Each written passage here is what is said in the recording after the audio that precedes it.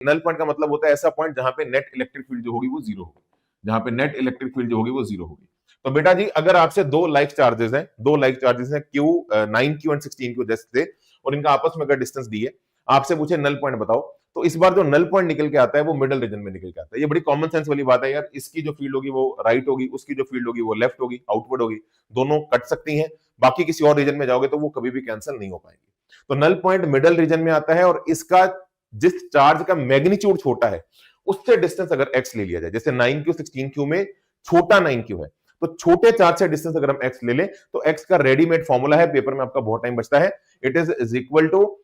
d upon root of Q big by Q small plus 1 मेरे बच्चों। ठीक है जी, तो अगर मैं आपके लिए यहां पे इसको सॉल्व करूं, आपका आंसर क्या निकल के आ जाएगा, d upon under root of Q big हमारा 16Q अपॉन 9Q मेरे बच्चों प्लस 1। आप सॉल्व करिए, ये आपका आ जाएगा 4/3, एलसीएम लेंगे 3 ऊपर आ जाएगा 3D/7, नल पॉइंट की वैल्यू सॉल्व करके हमारी निकल के आ जाएगी 3D/7। और ऐसे ही मान लो अगर मेरे बच्चों हमारा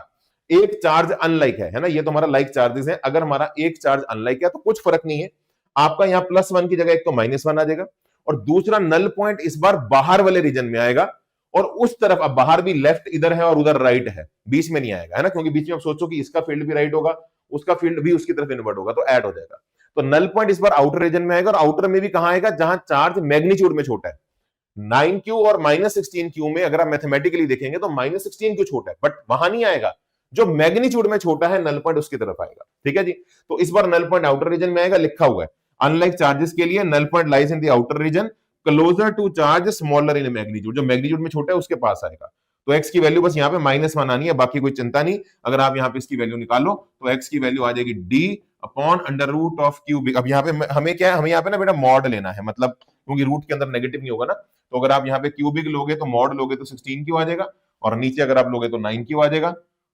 बाहर -1 आ जाएगा। तो अगर आप देखोगे d अपॉन मेरे बच्चों 4/3 -1, अगर आप एलसीएम ले लो, x की वैल्यू सॉल्व करो, सॉल्व करके 3D के बराबर निकल आएगी, x comes out to be very answer 3D।